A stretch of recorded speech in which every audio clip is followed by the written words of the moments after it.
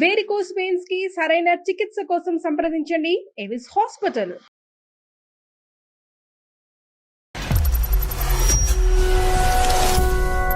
నమస్తే కళ్యాణ్ గారు. నమస్తే జయ గారు.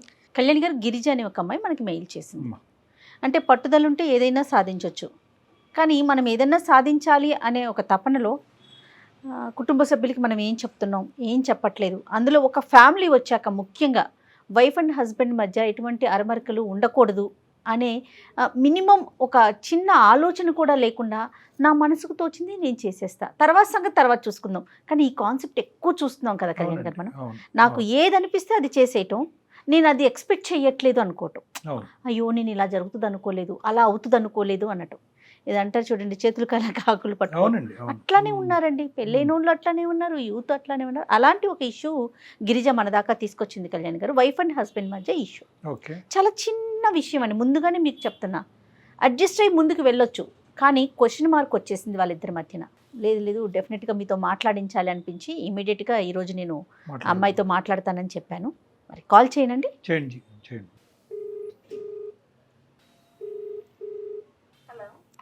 గిరిజ అండి మాట్లాడేది? అవును మేడం, మీరెవరు? నేను జయానండి, అందమైన జీవితం ప్రోగ్రామ్ నుంచి కాల్ చేస్తా ఉన్నాను. ఓకే, నమస్తే మేడం. నమస్తే గిరిజ గారు, మీ గురించి చాలా బ్రీఫ్గా చెప్పాను. నాతో పాటు డాక్టర్ కళ్యాణ్ చక్రవర్తి గారు ఉన్నారు. నమస్తే సార్. ఒక్కసారి మాట్లాడండి డీటెయిల్డ్గా. చెప్పండి అమ్మా గిరిజ, సమస్య ఏంటి, ఎవరిది? సార్ నాదే సార్. మాకు 4 years అవుతుంది మేడం పెళ్ళయి. ఆహా, మా ఆయన గారు చాలా మంచివారు, మా అత్త మా మామగారు కూడా చాలా మంచివారు. సంతోషం. చాలా హ్యాపీగా ఉంటాం. ఇంట్లో ఏదైనా సరే ఆయన గారు చూసుకుంటారు, మమ్మల్ని చాలా బాగా చూసుకుంటారు, బాబుని కానీ నన్ను కానీ. మరి సమస్య ఏంటమ్మా? చిన్నప్పటి నుంచి నాకు చదువు అంటే చాలా ఇష్టం సార్.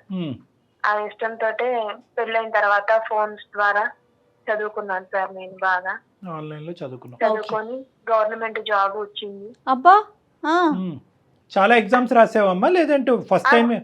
అవును, చాలా ఎగ్జామ్స్ రాసాను సార్. ఎగ్జామ్స్ రాసిన తర్వాత క్వాలిఫికేషన్ బట్టి నా గవర్నమెంట్ జాబ్ ఇచ్చారు సార్. వెరీ గుడ్ అమ్మా. అది మా ఆయన గారికి సర్ప్రైజ్ చేద్దామని చెప్పాను సార్. దానికి అది నచ్చలేదు. కాదు, అతనికి అసలు నువ్వు గవర్నమెంట్ జాబ్స్ కి ప్రిపేర్ అయ్యి ఎగ్జామ్స్ అన్ని రాస్తున్నావు అని తెలుసా? అతను తెలియకుండా రాసావు ఇవన్నీ? తెలీదు సార్. తెలియకుండా చదువుకొని తనకి సర్ప్రైజ్ చేశాను. చాలా హ్యాపీగా ఫీల్ అవుతారేమో అనుకున్నాను. కాదు మా, సరే నువ్వు చెప్పలేదు, దానికి కోపం ఉండొచ్చు, కానీ మంచి విషయమే కదా. ఇద్దరు సంపాదించుకోవటం చాలా ఆనందించదగ్గ విషయం. అందులో గవర్నమెంట్ ఉద్యోగం అంటే మాటలా? ఆయనకి ఎందుకు ఫీల్ అయ్యారు? అతను ఎందుకు ఫీల్ అయ్యారు అమ్మ? ఒక నిమిషం నాన్న గిరిజ, అతను ఎందుకు ఫీల్ అయ్యారు అనే దానికంటే అసలు అతనికి చెప్పకుండా ఎలా ప్రిపేర్ అయ్యో అసలు అంత అవసరం ఏముంది? అసలు అతనికి చెప్పకుండా ప్రిపేర్ అంటే చెప్తే ఒప్పుకోడు అతను? అవును సార్, ఒప్పుకోడు. తనే సంపాదించాలి, తనే కట్టాలి, నన్ను ఇంట్లో నుంచి బయటికి వెళ్ళనీకూడదు. అది ఎప్పుడు కాన్సెప్ట్? ఇప్పుడా, పెళ్లికి ముందుదేనా? పెళ్ళైన కొత్తలో? ముందే సార్, పెళ్లికి ముందే చెప్పారు. ఏమని? సంపాదనే నేనే సంపాదిస్తాను, నేనే చూసుకుంటా మిమ్మల్ని, నువ్వు ఇంట్లో నుంచి బయటకు వెళ్ళే పని లేదు, ఓకే, నేనే జాబ్ చేస్తాను, నిన్ను పోషించుతాను. అంటే అది ఒక విధంగా చెప్పాలి అంటే సంతోషమే, కానీ మరి అది నీకు నచ్చదమ్మా? అంటే కొంతమంది ఆడవాళ్ళు అది కూడా చాలా హ్యాపీగా తీసుకుంటారు. అరే అన్ని సుఖాలు సౌఖ్యాలు ఆర్థిక పరమైనటువంటి స్వేచ్ఛలు అన్ని నా భర్తే ఇస్తున్నాడు కదా, నేను ఇంట్లోంచి గడపలో బయట అడుగు కూడా పెట్టక్కర్లే, పిల్లల్ని చూసుకుంటే చాలా అని అనుకుంటారు. మరి నీ ఇష్టం అయిష్టం ఏమైనా చెప్పావమ్మా అప్పుడు? అంటే పెళ్ళైనప్పుడు కొత్తలో? చెప్పలేదు సార్, చెప్పలేదు.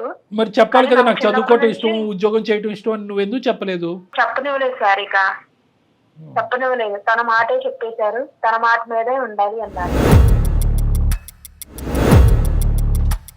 నేను ఇక పెళ్ళైన తర్వాత, బాబు పుట్టిన తర్వాత, బాబుని స్కూల్లో జాయిన్ చేసి తన ఆఫీస్కి వెళ్ళిన తర్వాత ఆ చిన్న స్పేస్ కొంచెం టైం ఉండేది, కొద్దిగా టైం ఉండేది వ్యవధి నీకు, మిగతా పనులన్నీ అయిపోయిన తర్వాత ఈ మధ్యలో నాకు కొంచెం టైం ఉండేది. బాగా కష్టపడి చదువుకొని జాబ్ కూడా వచ్చింది సార్. ఓకే, అక్కడ వరకు అన్ని నువ్వే నీ ఒంటి చేతి మీద నడిచిన ఏది కూడా నేనే చేసుకున్నాను సార్. తనకు తెలియదు నాకు జాబ్ వచ్చిందని సర్ప్రైజ్ చేసిందా కూడా తనకి తెలియదు. సో అతను ఏమన్నాడమ్మా? కోప్పడ్డా, కొద్దిగా సంతోషించాడా, మౌనంగా?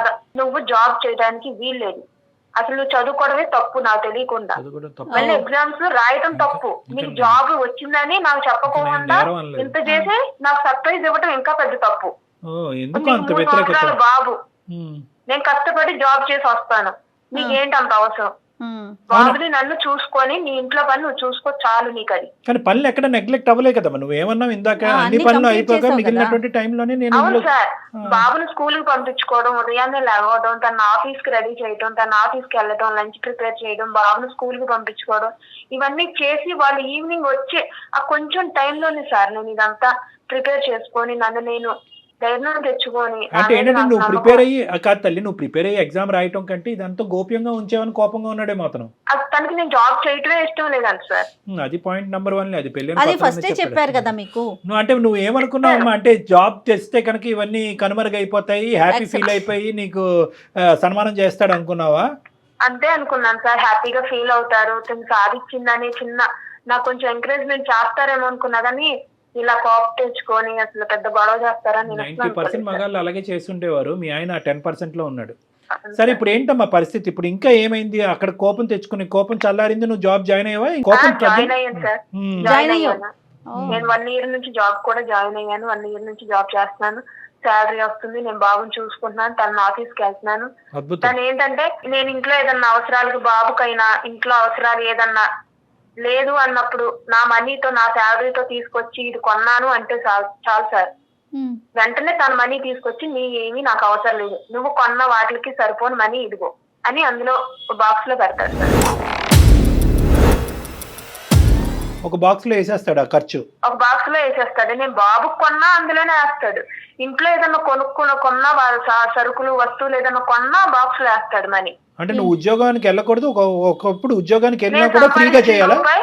నేను సంపాదించిన రూపాయి కనీసం నేను కన్నా కొడుకు కూడా పెట్టుకునే పని లేదంట సార్. పనిష్మెంట్ అనమాట. అంటే అమ్మ ఎంత డిస్కషన్ జరిగింది గిరిజ? ఓకే ఉద్యోగం వచ్చింది, ఈ ఉద్యోగం వస్తే కనుక వదులుకోమని ప్రెషర్ ఏమైనా పెట్టాడా, లేదంటే ఎలాగ సంపాదించావు కదా నీ కర్మ నువ్వు పో అన్నాడా? లేదు సార్, కొన్ని రోజులు గొడవ అయ్యింది, నువ్వు జాబ్ చేయడానికి వీల్లేదు లేదు, నేను మిమ్మల్ని హ్యాండిల్ చేసుకోగలను, నేను బాబుని చూసుకుంటాను, మిమ్మల్ని కూడా చూసుకుంటాను, నా మీద ట్రస్ట్ పెట్టండి ప్లీజ్ ప్లీజ్ అని తను రిక్వెస్ట్ చేసుకున్నాక తను నాతో మాట్లాడట్లేదు. ఇక్కడ ఈ పని అవ్వలేదు, ఆ పని అవ్వలేదు, లేదా ఇది చేయలేదు, నువ్వు అది చేయలేదు, ఇలాంటి అది కూడా లేదు మేడం. నేను అన్ని ఎవ్రీ డే ఎనీ టైం తనకు అన్ని కంప్లీట్ చేస్తాను. సమకూర్చిన తర్వాతే బాబుని మళ్ళీ స్కూల్లో జాయిన్ చేసుకొని పంపించుకొని నేను ఆఫీస్కి వెళ్ళి నా జాబ్ నేను చేసుకొని ఈవినింగ్ రాగానే తనకి చేయాల్సినవి చేసి బాబుకి చేయాల్సినవి చేసి నేను ఎక్కడ ఇబ్బంది కలిగించట్లేదు మేడం. ఫ్యామిలీకి చేయాల్సిన ఎఫెక్ట్స్ అని నేను చేస్తున్నాను, తనకి చేయాల్సిన బాధ్యత నేను చేస్తున్నాను, ఒక భర్తకి చేయాల్సింది ఏం లేదు. అతను గీసిన లక్ష్మణ రేఖ ఈ అమ్మాయి దాటింది అన్నది ఒకటే పట్టుదల ఇక్కడ, అంతే కదమ్మా? అంతే సార్. అక్కడ కాన్సెప్ట్ ఏంటంటే ఆడవాళ్ళు ఉద్యోగం చేయకూడదు, ఇంట్లో పిల్లలు నేను చెప్పేశాను, నా శాలరీ నా సంపాదన నా కష్టం నా భార్య నా పిల్ల ఇదే, నేను చెప్పిందే నువ్వు చెయ్యాలి, నేను ఎంత ఇచ్చానో అంతే వాడాలి ఇంట్లో, నీ మనీతో నువ్వేం తెచ్చినా నాకు అయ్యొద్దు, నేను అది తీసుకోను, నా కొడుకైనా సరే అని నేను బాబుకు సంబంధించిన ఏదైనా కొన్నా తను వెంటనే ఆ మనీ తీసుకొచ్చేస్తాడు, ఆ బాక్స్ లో వేసేస్తాడు, నా కళ్ళ ముందు వేసేస్తాడు. కాదమ్మా వాళ్ళ పేరెంట్స్ సంగతి ఏంటి? వాళ్ళ డాడీ ఆల్రెడీ రిటైర్ అయ్యాడు, జాబ్ గవర్నమెంట్ జాబ్, వాళ్ళ మదరు రీసెంట్ గానే రిటైర్మెంట్ తీసుకున్నారు, వాళ్ళకు ప్రైవేట్ ఆఫీస్ లో జాబ్ చేస్తున్నారు, తిను జాబే, నేను ఎందుకు చేయకూడదు? పిల్లం ఉద్యోగం చేయకూడదు కాన్సెప్ట్ ఇలా కూడా ఉన్నారా? కాదమ్మా అది అడిగావా మరి? మీ అక్క చేస్తుంది? అడిగాను సార్, అడిగితే నాకు ఉండాల్సింది నాకు ఉంటాయి, నువ్వు ఇంట్లో నుంచి బయటకు వెళ్ళే పని లేదు, అయినా నీకు జాబ్ చేయాల్సిన అవసరం ఏంటి? ఒక్క మాట, ఇప్పుడు జనరల్ గా ఇతనికి ఉద్యోగం అని ఈ అంశాలన్నీ పక్కన పెట్టి జనరల్ గా నీకు కావాల్సినటువంటి స్వేచ్ఛ ఫ్రీడమ్, బయటకు వెళ్ళటానికి నలుగురిలో ఉండటానికి ఇస్తాడా, లేదంటే కొద్దిగా ఏమైనా అనుమానం అనేది ఏమైనా ఉందా? లేదు సార్, చాలా హ్యాపీగా చాలా బాగా చూసుకుంటాను నన్ను, తీసుకెళ్దామని నేను అడగగలిగి తను తెలుసుకొని తీసుకెళ్తాడు నన్ను బాబుని. కాదమ్మా ఉద్యోగం సంపాదించి నువ్వు నరకంలోకి వెళ్ళావా స్వర్గంలోకి వెళ్ళావా అనేది ఇక్కడ ప్రశ్న కదా, అంతేనా? అంతే సార్, అంతే. అందమైన జీవితం దాకా ఎందుకు వచ్చారమ్మా? ఏం లేదు మేడం, మీరు ఒప్పించండి మేడం, నేను జాబ్ చేసుకుంటాను. అమ్మా రెండిట్లో ఒకటే సాధ్యం అనుకో, ఆ పరిస్థితి వస్తే ఏం చేద్దాం? ముందుగా నువ్వు మనం అనుకొని అప్పుడు అతనితో మాట్లాడదాం. అతనేమి అగైనిస్ట్ కాదు. ఇప్పుడు తను చెప్పినట్లుగా గిరిజ చెప్పినట్లుగా వైఫై చేయకూడదని ఇట్లా పర్టికులర్ గా పెట్టుకుంటారా కళ్యాణ్ గారు? అంటే వెనకతల థాట్స్ ఎలా ఉన్నాయో కూడా మనం చూడాలి జయ గారు. అంటే ఏంటంటే ఉద్యోగం చేయటం అనేది డబ్బులు నేను ఆల్రెడీ సంపాదిస్తున్నాను, మనకు ప్రాపర్టీస్ ఉన్నాయి, ఇది అనవసరమేనా, లేదంటే ఆడవాళ్ళు బయటకు వెళ్తే కనుక లేనిపోని తెలివితేటలు వస్తాయి, అప్పుడు ఇంకో విధంగా ప్రవర్తిస్తారనేదా? మూడోది ఏంటంటే బయట ప్రపంచంలో ఇన్సెక్యూరిటీ, అభద్రత ఎక్కువ ఉంది కాబట్టి అనవసరంగా తెలియని దాన్ని నువ్వు అందులోకి వెళ్ళి చిక్కుపోతావు అనేటటువంటి భయమా, చాలా ఉంటాయి. బహుశా అతను విప్పి చెప్పట్లేదు. ఎందుకు విప్పి చెప్పట్లేదు అంటే కనుక బహుశా నేను చెప్పాను పెళ్లికి ముందే, నేను రూల్ గీసాను, ఇప్పుడు నేను కారణాలు చెప్పాల్సిన అవసరం లేదు. రూల్ పాటించావు ఉండుంటే కనుక సరిపోయి ఉండదు, లేదంటే పెళ్లికి ముందే ఈ కారణం చెప్పుంటే కనుక అసలు పెళ్ళే జరగపోయి ఉండేది అనే కాన్సెప్ట్ అతనికి ఉండుంటది. రైట్, చూద్దాం ఏంటో. మాట్లాడదాం మరి అట్లయితే. నేను ఏదనుకుంటే అది జరగాలి, అట్లా అదే యాటిట్యూడ్ లో ఉండేసరికి అందమైన జీవితం దాకా వస్తున్నారు.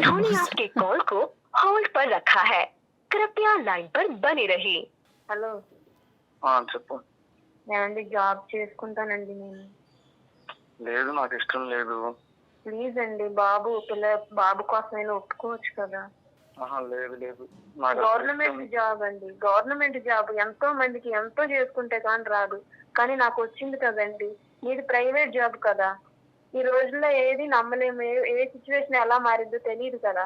నాది పర్మనెంట్ కదా జాబ్, చేసుకుంటానండి ప్లీజ్. నాకు ఇష్టం లేదని చెప్తున్నాను. 1 year బట్టి అడుగుతున్నాను మిమ్మల్ని, ఇంతవరకు నాతో సరిగ్గా మాట్లాడలేదు మీరు. నేను కొన్నా కానీ మనీ పెడుతున్నారు, నాకు అది నచ్చట్లేదు.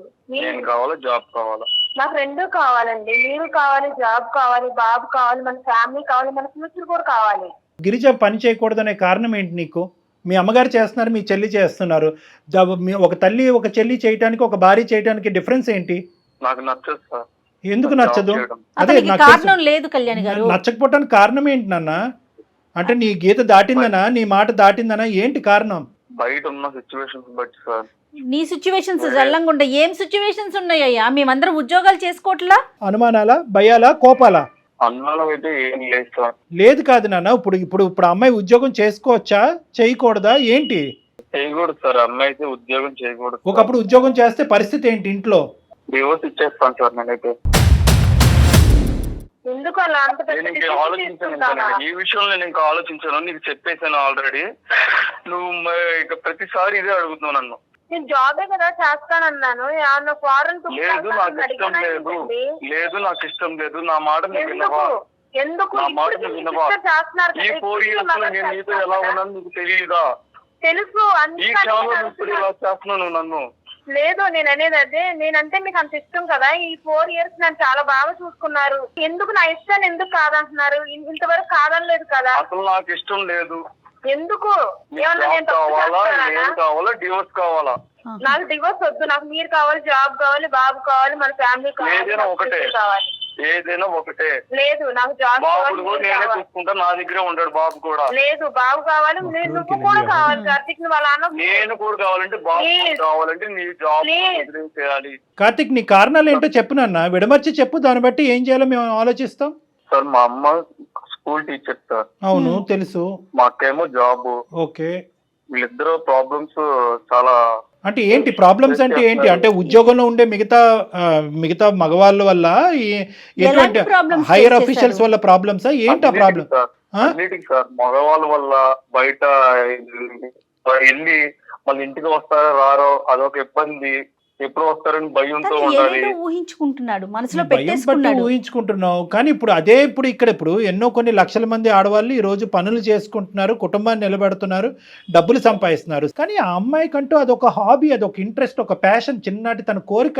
నీ భార్య ఇప్పటి వరకు నీకేమీ ఒక గొంతెత్తి ఒక కోరిక కూడా కోరలేదు. తను కోరుకునేటటువంటి ఒకే ఒక కోరిక ఏంటంటే నన్ను ఉద్యోగం చేసుకోనివ్వండి. నీ భయాలు అలాంటివి ఏమన్నా ఉంటే కనుక ఆ భయాలు నిర్మూలించడానికి, నీకుండే అనుమానాలు నిర్మూలించడానికి ఇటువంటి అంశాలు ఎక్కడన్నా ఉంటే కనుక దాని ఎగ్జాంపుల్స్ బట్టి నీ మనసు మార్చడానికి నేను రెడీగా ఉన్నాను. దీనికి మీ జీవితానికి ముడి పెట్టకండి. ఎందుకంటే మీరు ఆల్రెడీ ఒక పిల్లవాడిని కన్నారు. ఆ బాబు మీ ఇద్దరు వైపు ఒక ఆశగా చూస్తున్నాడు. ఇంట్లో వాతావరణం బాగాలేదు, అమ్మ నాన్నతో మాట్లాడదు, నాన్న అమ్మతో మాట్లాడదు, ఉదయం అంతా డే కేర్లో వదులుతారు, సాయంత్రం వచ్చేటప్పటికి ఈ ఉక్కిరి బిక్కిరి వాతావరణం. ఇందులో ఆ పిల్లవాడు ఎలా ఎదుగుతాడు? వాడికి ఎటువంటి మానసిక పరివర్తన వస్తుంది, ఎటువంటి మానసిక పరమైనటువంటి ఎదుగుదల ఉంటుంది, భవిష్యత్తులో వాడు ఎలా ఆరోగ్యంగా ఉంటారు? ఇప్పుడు మీరు ఏది ఆలోచించినా ఆ పిల్లవాడి భవిష్యత్తు దృష్ట్యా ఆలోచించాలి. ఏం పెద్ద తప్పు పని చేసింది ఆ అమ్మాయి? నీకేదో భయంకరమైనటువంటి ఆలోచనలు, అనుమానాలు నీ బ్రెయిన్లో ఉన్నాయి. అవి కరెక్ట్ కాదు, అవి కాన్సెప్ట్ కరెక్ట్ కాదు. అది ఇప్పుడు ఉండేటటువంటి పరిస్థితులకి దగ్గరగా లేదు. ఆడపిల్లగా తనకు తానుగా చూసుకునేటటువంటి కెపాసిటీ తనకుంది. ఈ రోజుల్లో ఆడపిల్లలకు ఉంది. సమాజం అంత గొడ్డిబారిపోలేదు. సొసైటీలో జాబ్ చూసి ఒక్కసారి నేను చేసే జాబ్ చూసి నువ్వు నన్ను వద్దు చెయ్యాలా వద్దు అనేది నువ్వు డిసైడ్ చేసుకో. నా మీద నమ్మకం సార్ ఉంది. ఆఫీస్ కి తీసుకెళ్ళి అక్కడ ఎలా ఉందో ఆఫీస్కి వాతావరణం తీసుకెళ్ళు, నీ చూపెట్టు. కొలీగ్స్ ని పరిచయం చేయి. ఉంది కానీ నాకు నువ్వు జాబ్ చేయడం నాకు అసలు ఇంట్రెస్ట్ లేదు. అమ్మ గిరిజ, మరి అతను పాడిందే పాటగా ఉంది, మరి ఇదే పాట రోజు మీ ఇంట్లో వినిపించేది కూడా? అవును సార్, అందుకనే సార్ మిమ్మల్ని అప్రోచ్ చేయాలి. కాదమ్మా గిరిజ, ఒక కారణం కూడా చెప్పట్లా అతను. లేదు మేడం, సమస్య ఇప్పుడు- ఏంటంటే ఇప్పుడు మీరు చాలా మంచి మాట అన్నారు. సహజసిద్ధంగా మనకు అందమైన జీవితంలో వచ్చే ప్రతి కాల్కి ఒక బలమైనటువంటి కారణం కారణం ఉంటుంది. ఉంటుంది. ఇక్కడ మనకి కార్తిక్ తో మాట్లాడుతుంటే ఏంటంటే అతను పాడిందే పాటగా ఉంది. ఐదర్ ఇక్కడ రెండు అయి ఉండాలి, చాలా కారణాలు ఉన్నాయి, విచిత్రమైన కారణాలు ఉన్నాయి, పబ్లిక్ గా కారణాలు చెప్తే నవ్వుకునే కారణాలు ఉన్నాయి అనే ఆలోచనతో అన్నా చెప్పుకోండి ఉండాలి. ఓకే, లేదంటే కారణాలు లేవు, సింపుల్ గా నాకు ఒక ఫిక్స్డ్ ఐడియాతో పెళ్లికి ముందు నేను ఒక డిజైన్ చేశాను, ఆ డిజైన్ లో నువ్వు ఫిట్ అవ్వాలి అనే మొండి వైఖరైనా అయి ఉండొచ్చు. సరే ఏదైనా, కార్తిక్ ఉన్నావు నాన్న లైన్ లో? ఉన్నాను సార్. 2 నిమిషాలు విన్నానా? నీకంటే ఇంతకంటే భయంకరంగా ఆలోచించి ఒక ఫిక్స్డ్ కాన్సెప్ట్ ఐడియాతో ముందుకెళ్ళేటటువంటి వాళ్ళని ఎంతో మందిని నేను మార్చాను. ఎందుకంటే నువ్వు ఇక్కడ ఏమీ లేదు. ఒకటి మగాడు అనేటప్పటికీ ఒక మేల్ ఈగో ఉంటుంది. అందులో ఏంటంటే ముందుగానే నువ్వు ఒక కండిషన్ పెట్టి ఆ కండిషన్ ఈ అమ్మాయి దాటేటప్పటికి అందులో సీక్రెట్గా 4 సంవత్సరాల పాటు పుస్తకాలు లేకుండానే ఆన్లైన్లో చదువుకుని ఎగ్జామ్ రాసేసి జాబ్ కొట్టిన తర్వాత భర్తకు సర్ప్రైజ్ చేసి నా కెపాసిటీ ఇది అని చెప్పి గొప్పగా నిన్ను ప్రూవ్ చేసుకోవడానికి ఆ అమ్మాయి రివర్స్లో ఆలోచించింది. ఆ రివర్స్ కాస్త ఆ అమ్మాయికి బిడ్స్ కొట్టింది. ఇదేమైంది అంటే కనుక నువ్వేమనుకున్నావు అంటే కనుక నువ్వు జాబ్ సంపాదిస్తే ఏంటి, అవన్నీ సంపాదిస్తే ఏంటి, అసలు సీక్రెట్గా ఎందుకు పెట్టావు, నేను కాదనుకున్నది నువ్వు ఎందుకు చేసావు, ఇప్పుడు జాబ్ సంపాదిస్తే ఏంటి, నువ్వు ఐఏఎస్ ఆఫీసర్ అవుతానేంటి, ఇంకో కింగ్ అవుతానేంటి, నాకు అనవసరం నువ్వు కాన్సెప్ట్లోకి ఉన్నావు. ఇక్కడ ఏంటంటే ఈరోజు ఆ అమ్మాయి చేసిన తప్పు అనేది తను ఒప్పుకుంటుంది. ఒక్కసారి ఇంకో యాంగిల్లో ఇంకో పాత్వేలో ఆలోచించు. ఈరోజు నీకంటూ ఏవైతే కోరికలు ఉన్నాయో అవే కోరికలు ఆ అమ్మాయికి కూడా ఉన్నాయి. ఏదో ఒకటి జీవితంలో సాధించాలని చిన్నటి కోరిక, ఒకే ఒక కోరిక నాన్న. దీనికి మించినటువంటి కోరికలు ఏమీ లేవు. 4 years పాటు నువ్వు కూడా చాలా బాగా చూసుకున్నావు, ఎటువంటి లోపం లేదు. ఆ అమ్మాయి కూడా 110% హ్యాపీ. ఈ 4 years బట్టి నీ మీద ఒక్క కంప్లైంట్ కూడా లేదు. తను ఇప్పుడు ఏంటంటే ఇప్పుడున్న పరిస్థితులు ఏంటంటే ఉద్యోగం ఉంచాలా, ఓడవాలా, బయటికి రావాలా అనేది. ఒకప్పుడు ఆ అమ్మాయి ఉద్యోగం నుంచి నేను బయటకు వస్తానన్నా కూడా ఎవ్వరు సమర్థించరు, మేము కూడా సమర్థించడం. వాస్తవానికి నువ్వు కూడా నీ మనస్సాక్షి కూడా సమర్థించదు. తాత్కాలికంగా అమ్మాయి ఉద్యోగం నుంచి బయటకు వస్తే కనుక కార్తిక్ ఏమైనా హర్షిస్తాడేమో కానీ రేపొద్దున ఇదేంటబ్బా నలుగురు 4 విధాలుగా మాట్లాడుకుంటారు. ఏంటయ్యా మీ ఆవిడ గవర్నమెంట్ జాబ్ వచ్చిందంట, నీకు ఇష్టం లేక నీ కష్టం చెప్పి మానిపించావంట, మేము నానా తంటాలు పడుతున్నాం, సంవత్సరాల కొద్ది ఎగ్జాములు రాస్తున్నాం, ఏజ్లు బారైపోతున్నాయి, మాకు గవర్నమెంట్ జాబులు రావట్లేదు. ఉద్యోగం సంపాదించి ఆ విధంగా నీ సపోర్ట్ లేకుండా ఉద్యోగం సంపాదించినటువంటి ఒక ఆడపల్లి చేత ఉద్యోగం ఎలా మానిపిస్తావా అని చెప్పి అంటే కనుక అది నీకే చిన్న చూపుగా ఉంటుంది నాన్న. కాబట్టి నా ఉద్దేశం ఏంటంటే మనందరికీ కోరికలు ఉంటాయి, మనందరికీ ఆలోచనలు ఉంటాయి. అంతవరకు ఎందుకు ఇదే పంచాయతీలో నేను జయ గారు ఉంటాం. నువ్వు కావాలంటే మీ అమ్మగారిని మీ సిస్టర్ని లైన్ కలుపు, వాళ్ళు హర్షిస్తే కనుక మేము ఇద్దరు ఇక్కడి నుంచి లేచి వెళ్ళిపోతాం.